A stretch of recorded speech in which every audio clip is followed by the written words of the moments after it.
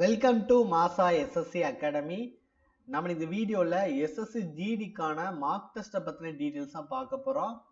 So already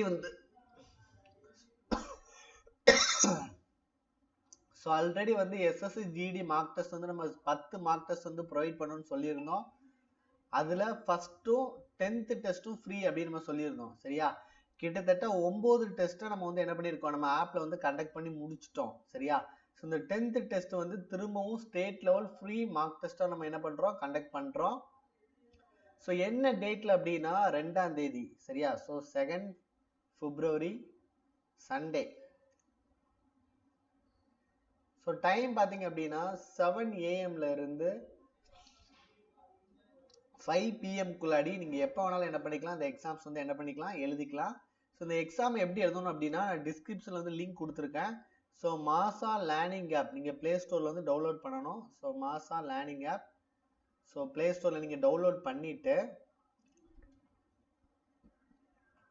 2 app இருக்கும். சரியா, அதில் எஜுகேஷன் கெவின் மீடியாங்கிற ஆப் வந்து டவுன்லோட் பண்ணுங்கள். சரியா, ஸோ எஜுகேஷன் கெவின் மீடியா அப்படிங்கிற ஆப் வந்து டவுன்லோட் பண்ணிக்கோங்க. ஸோ டவுன்லோட் பண்ணிவிட்டு ரிஜிஸ்டர் பண்ணிக்கிட்டு ஸோ ஆப்பில் பார்த்தீங்கன்னா கீழே வந்து இந்த மாதிரி ஒரு ஆப்ஷன் இருக்கும், பேட்சஸ் அப்படின்னு ஒரு ஆப்ஷன் இருக்கும். அந்த பேட்சஸ் நீங்கள் கிளிக் பண்ணீங்க அப்படின்னா ப்ளஸ்ன்னு ஒரு சிம்பிள் காட்டும். அந்த ப்ளஸ் சிம்பிளை நீங்கள் கிளிக் பண்ணீங்க அப்படின்னா பேட்ச் கோட் அப்படின்னு கேட்கும். சரியா, ஸோ பேட்ச் கோடுன்னு கேட்டதுக்கு அப்புறம் நீங்கள் அதில் நீங்கள் என்ன பண்ணுறீங்க அப்படின்னா இந்த கோடை வந்து என்டர் பண்ணுங்க.